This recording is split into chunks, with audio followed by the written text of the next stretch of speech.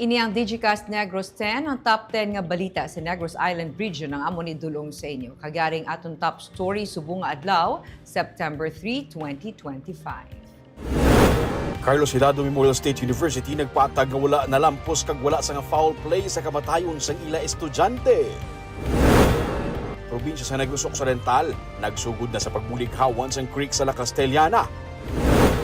Chinese national nagkuhaan sang 7.8 billion pesos nga balor sa smuggled nga sigarilyo. 17 ka mga commercial establishments pagid ang napasira sa Bacolod LGU bangod wala sang permit. Kag sa good vibes, BPO company nagpatukod sa bidding nga sarang maka-accommodate sang 2,000 employees sa San Carlos City. Tinatanan sa Digicast Negros X.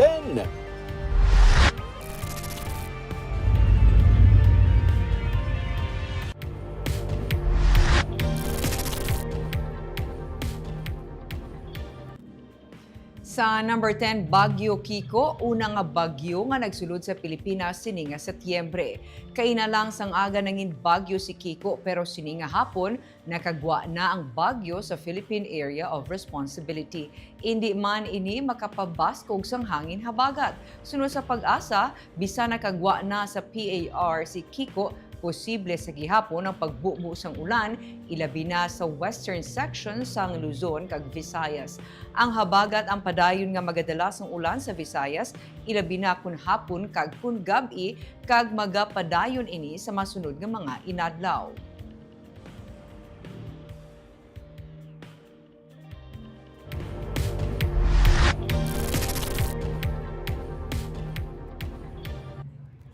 Sa number 9, hand, foot, and mouth disease sa Negros Occidental ang nagsaka sa 7.12%. Kuni paangin sa nagligad nga tuig. Sa datos ng Provincial Health Office, humalin Enero tubtob Agosto 30, may 2,155 ka HFMD cases nga na-report. Tanan nga 31 ka mga banwa kag syudad sa probinsya ang may na-record nga HFMD case sunod sa PHO. Mga nagapang edaron 1 to 10 years old ang kadaman sa mga apektado. Samtang sa mga lugar naman ng syudad sa Bago ang may pinakamadamo nga na-record HFMD cases, 474. Kag nagasunod ang Cadiz City nga may 246 cases. Ginatugas ang virus ang HFMD kag labing makalalaton. May paghilanat sa apektado kag rashes nga makitaan sa baba, kamot kag tiil. Frequent hand washing ang ginaduso para mapangapinan ang kaugalingon kontra sa amo nga masakit.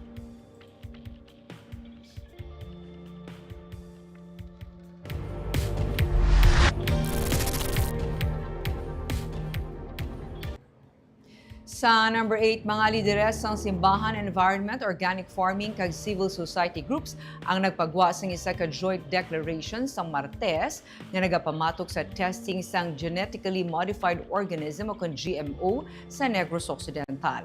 Para kay Provincial Administrator Fernando Diaz, ini ang premature kag kuntani mangin fair man ang grupo sa probinsya. Ang joint declaration gin-issue bilang reaction sa proposed ordinance nga gin-certify ni Governor Eugenio Jose Lacson bilang urgent. Napasar sa first hearing ang ginaduso nga ordinance nga ginatiguluhan, an ordinance providing for the rules and guidelines on the research, development, handling, use, and transboundary movement, release into the environment, and management of genetically modified organism within the territorial jurisdiction of the province of Negros Occidental and for other purposes. Suno kay Diaz, na-forward ang mga pahayag kahapon sa iya. Pero iya namutikan nga wala man lang sang lagda sang mga natungdan ini. Ikaduha, may public hearing pa nga patigayunon sa Setyembre 9. Kuntani magatambong ang ini nga mga grupo nga kunlang taon nakaupod naman sa trabaho kag nasuportahan sang probinsya. 18 ka tuig nga GMO-free ang Negros Occidental. Ang pag-amend sa ordinansa kung matigayon ang magatugot sa probinsya sa pag-produce ng GMO feeds para sa mga kasapatan sini. Sunod kay Diaz, wala sang feed mills nga luyag magbukas diri bangod wala sang available nga feedstocks. Na eksperyensya na sa probinsya probinsyang kabudlayan sa kakulang sang feeds kaangay sang tiyon sa pandemic, rason nga gina-address na ini karon. Dugang pa ni Diaz, wala man nagakasayuran nga hindi na mangin organic ang probinsya. Padayon ang pagsuporta sa probinsya para diri. Pero hindi man luyag sa Negros Occidental nga siradaan ang mga higayon para sa mga hindi luyag sang organic. So, I think it's unfair for them to react kung ano man ilang ang mga reservations. Let it come out during the public hearing on Tuesday. No? Public hearing man, no? Tiga bring out sa mga statements, no? As if hindi kami kilalahay, as if wala sila diri relate kag nagapangayo bulig sa probinsya. We have to talk like, we're partners, no? Hindi nga condemn na yun, wala pa. Wala sila kasturya. Sino da silang farmers, no? Ang ordinance Talk to the farmers, bala. Okay, the farmers will tell you.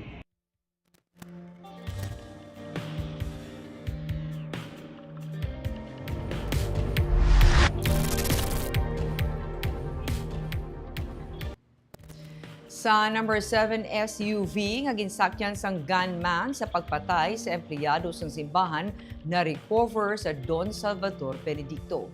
Ang Montero Sport nga ginsakyan sang gunman sa pagpatay sa driver kag utility man sa Bacolod Cosmopolitan Christian Church nga si Efren Banaglorioso ang na-recover sa banwa sang Don Salvador Benedicto sang Lunes. Ini ang ginkumpirma ni BCPO Director Police Colonel Joresti Coronica. Ang SUV ang ginabaligya kuntani pero may naghulam. Ang naghulam ang nagpahulam pagid sang SUV sa iya paryente.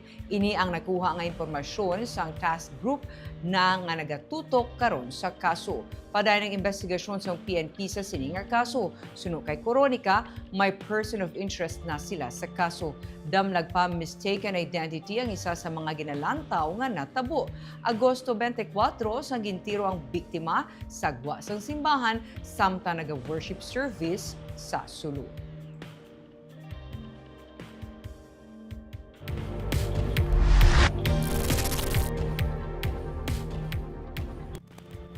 Sa number 6, gindako pang isa ka Chinese national matapos makuhaan sang kapin 7.8 million pesos nga balor sa ginaaligar smuggled nga sigarilyo sa syudad sa Bacolod. Ang 41 anyos nga foreign national ang ginaresto sang katapos ng Criminal Investigation and Detection Group Negros Island Region bangod sa pagpakigbahin sa pagbaligya sa mga smuggled nga sigarilyo nga wala sa nagakaigo nga permit.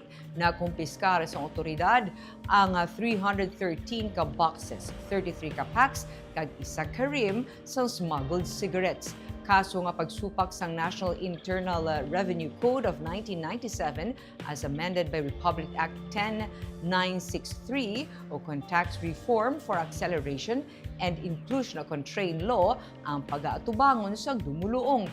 Upod sa CIDG ang katapos ang Bureau of Internal Revenue sa nasambit nga operation.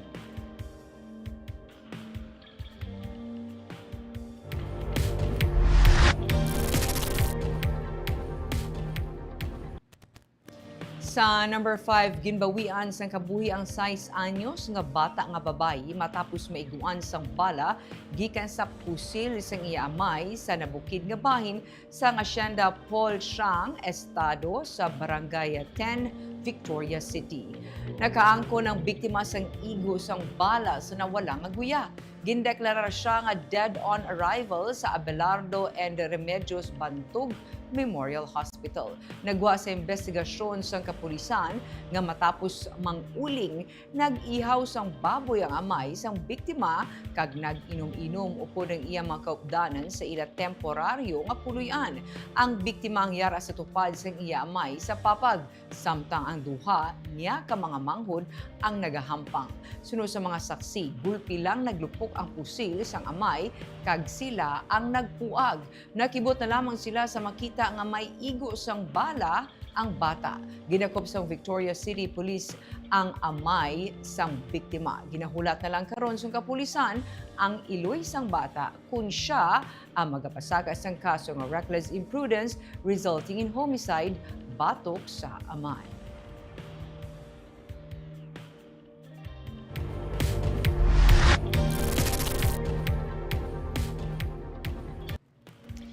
Sa number 4, patayang anay kagawad o kung barangay kagawad matapos gintiro sang wala pa makilalaan nga suspect sa Guasing Ibalay sa Hacienda Cabayaw, Barangay San Pablo sa Banwa sang Manapla, kaina sang aga. Naglunsar ang kapulisan sang hot pursuit operation batok sa nakapalagyong nga suspect.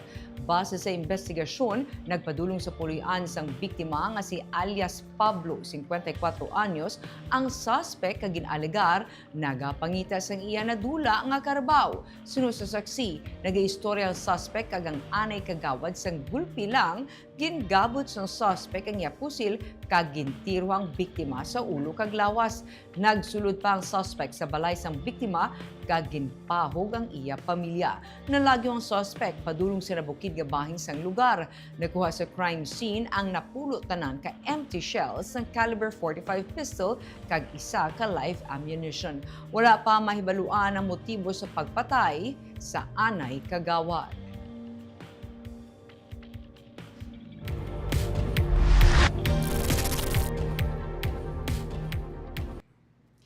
Sa number 3, Kamsu nagpaathag nga wala na lampos kag wala sang foul play ang kamatayon sa ila estudyante. Sa report sang Technopaver, ang official university publication sang Carlos Hilado Memorial State University, nagwang report angot sa kamatayon sang isa ka estudyante nga nasapwan na lang sa sulod sang school campus. Base sa report, sa ikaduha nga adlaw sang face-to-face classes sang kahapon na sapwa na lang nga patay na ang estudyante nga si Geraldine Latoza, isa ka second-year Bachelor of Arts in Social Science student. Sunod sa Director sang Office for Student Affairs and Services o kung OSAS nga si Dr. Maria Victoria Yolanda, makita sa CCTV nga samtang nagalakat ang estudyante sa 4th floor sang Library Science and Academic Building, hinali na lang ini nagpondo, nangapyot kag natumba. Ginklaro man sang direktor nga wala ini nadanlog kag wala sang foul play nga nagtabo. Nagresponde man ang nurse sang universidad kag nadala pa si Latoza sa Riverside Medical Center pero gindeklarar nga dead on arrival. Ginahulat pa sa karon ang resulta sang medical test agud mahibaluan ang kabangdanan sang kamatayo ni Latoza. Samtang nagapatigayon sang fundraising activity ang eskwelahan para ibulig sa pamilya sang estudyante.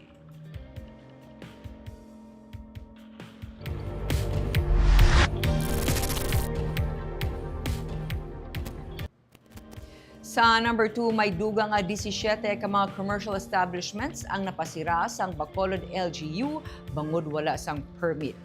Ginkandaduhan ang 17 tanan ka mga commercial establishments sang kahapon sang Business Permits and Licensing Office kag City Legal Office Enforcement Team bangod sang pagsupak sang City Ordinance number 565 ukon ang Revenue Code of Bacolod City. Antes sini ginpadala na sang notices to comply ang natungdan pero napaslawan sila sa gihapon sa pag-comply. Sunod sa BPLO, may masobra sa 100 ka mga establishments ang natukiban nga naga-operate nga wala sa business permits bilang resulta sang mapping inspections gani ginapangtawag ang ila atensyon. Sa nagligad nga semana, may nauna na nga 6 ka mga commercial establishments nga napasiraman. Magapadayon sa gihapon ng BPLO kag CLO Enforcement Team sa pagpatuman sang sini nga ordinansa.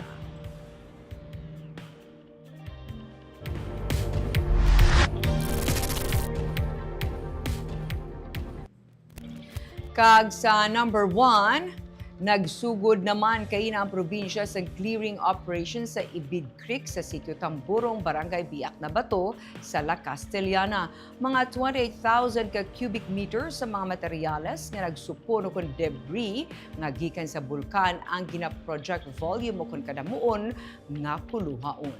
Yaring report.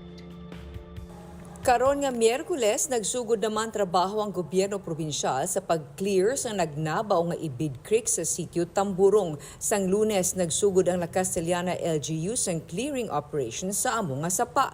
Sino kay Provincial Administrator Fernando Diaz, tuyo nga ma-clear sa 30 katapak nga kadalumon kag 6 metros nga kalaparon ang amo nga sapa. Nagabulig man diri ang Department of Public Works and Highways. Sino kay Philip Lechoncito, ang Park Operations Superintendent sa Mount Canlaon National Park, sandig sa ginsubmit sa La Castellana LGU ang kadamuon sa materials o kunang volume nga iga-clear yara sa 28,000 cubic meter. Hindi mapatod kung ano kalawigon nga tigayon maklear ini. Pero suno kay Diaz, kung maayo man lamang ang tiyempo, tigayon ini nga mahuman sa mas madali nga panahon. So we are blessed now with favorable weather. Gainit dito subong. We have photos and videos here. I'll share it with you. Nami ang aton nga operation, no? Wala sang problema in terms of basa or nagaulan o ano. Tayo yun gid ang aton nga pang operate sa backhoe, and then ang aton nga duwa ka dump truck sige balik-balik kag dulong sa aton nga materials. Sa likod sa DNR compound, may 1 ka ektarya sang duta nga dito igatambak ang mga natipon nga materyales tubtub nga may clearance na gikan sa DNR Secretary para sa disposal sini. Ang assessment report kag dredging master plan gikan sa DPWH ang kinahanglanon sa paghinyo sang dredging permit lagip na ang disposal sa materials nga natipon suno kay Lechoncito. Hindi kita kapadala kung wala kita assessment report as well as ang isa gayud aton to is mga dredging master plan. So wala ang district sa Bidalbagan wala. So amo na gina-work out sa aton municipal engineers in my coordination sa iya para ma-materialize na siya. And we are also planning to have our resource management committee meeting this coming September sa Castellana naman para ma-detalye tanan step by step tanang pasunod sang trabaho apan sang dredging permit. 1 milyon ka pesos ang ginpain nga pondo sang Negros Occidental para sa gasolina sa mga heavy equipment sa clearing operation. Importante ang clearing sa sapa para mapangapinan ang safety sa mga pumuluyo kag sa mga propiedad sa lugar. Nagnabaw na ang sapa tungod sa nagtig-ang nga lahar kag nagkaladugangan pagid sa nabilin nga debris gikan sa bulkan nga ginaanod padalom sa kada mag-ulan. Sa nagliligad nga pagbubo sang ulan, nagtuga na ini sang pagbaha kag mismo ang mga puloy-an ginsulod sa mga balas kag bato.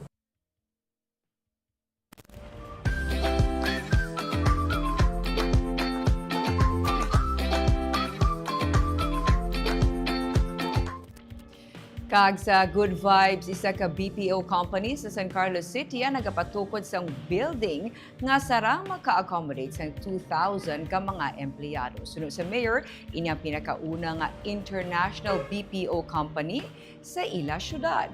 May report si Romeo Subaldo. Nag-courtesy call sa kay San Carlos City Mayor Renato Gustilo, ang Chief Executive Officer ng Empire One nga Business Process Outsourcing Company nga si Fawad Nasir para magpasalamat sa madasig nga proseso sa syudad para sa mga investors nga nagatukod sang kumpanya sa ilang nga syudad. Ang Empire One main office sa Pilipinas ay nakabase sa Carcar, Cebu, kag ang San Carlos City ang pinakaunang nga site sa Guasang, Cebu. As of the moment, may malapit na sila sa 400 ka mga employees. Sa nagligad-lagid nga semana, ginpatigayon ang groundbreaking activity sa bago nga site sang kumpanya malapit lang sa City Hall sang syudad. 4-5 ka story nga building ang ila ipatukod nga sarang maka-accommodate sang 2,000 ka mga empleyado. Suno sa kay Nasir, napili nila ang San Carlos City bangod malinong kag sa kultura sa mga tawo sa among nga syudad. Yes, we chose San Carlos because of its people and the culture and the environment that has been created here by the LGU and the people. And so our goal is to harness that culture, those talents, and build a site that we think is going to make sure that we are a very significant player here in San Carlos. Nalipay si Mayor Gustilo bangod may foreign investors sa syudad nga sarang makadalasang duga nga mga trabaho. may mga local call centers na sila sa syudad, kag ini pa lang ang unang international BPO company nga mapatukod sa building sa San Carlos. There were some attempt to come here, but these are San Carloseños, unlike Empire One. Empire One is an international company.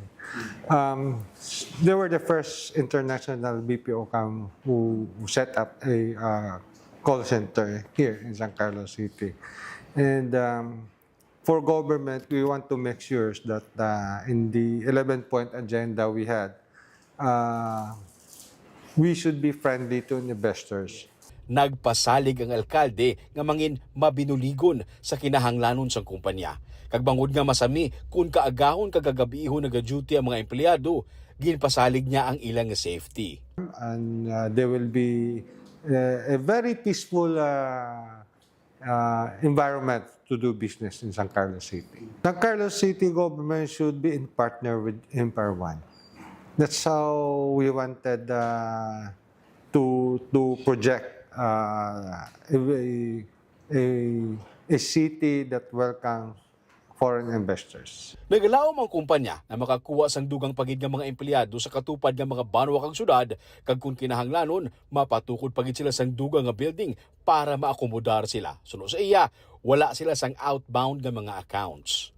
The capacity is maximum of 2,000 people, and so we will max that out and then either look for more places to build around the area or extend the building. But we are going to bring in good accounts. In our entire company, we have no outbound where people are stressed and frustrated, so 100% of our business is inbound. Inbound and back office admin. So everybody that works for us is very happy with the accounts. They're respected, they're treated equally and well. And so I think we are going to grow and break our limit of 2,000 here. Sa subong, ang Empire One may 3 na ka mga nagkalain-lain nga mga sites sa San Carlos. Kung mahuman na ang bago nga building next year, matipo na sila tanan sa isa lang ka building. Romeo Subaldo para sa Digicast Negros. Kita ang nag-shout out sa ating mga live viewers kay Ray Tuhaw Tinosan, hamba niya mayang hapon Digicast Negros NIR. Cesar Holito III, kilala ko ni siya. I like your OOTD, Miss Barbs. Thank you, Cesar. Kay Jers, hindi ko kabalo mag-pronounce ang ngalan, Marquez, happy viewing and listening mga suki, Digicast Negros. From Barangay Mandalagan, Bacolod. Maria Fep Panaga Baredo, good PM Digicast Negros. Good PM man, Ma'am Barbara. Blessed Wednesday sa tanan. Kay Maricon Gamboa Hayashi, good evening, Miss Barbara. Digicast watching from Japan. Nyeke Aniled Balye, maayong hapon, Digicast Negros NIR. Chona Evangelista Caredo, good afternoon, Digicast Negros watching from Singapore. Mirna Garrido Clavel, good PM Digicast NIR watching from Payao, Binalbagan.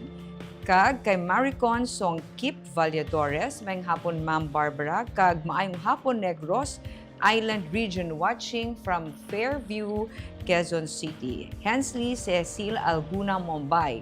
Good afternoon, Digicast Negros, NIR, kag kay Miss Mark. Good afternoon sa inyong tanan. Kagamuyato ang top 10 stories of the day. Tubtubwas. Ako si Barbara Mijares. Maayong hapon.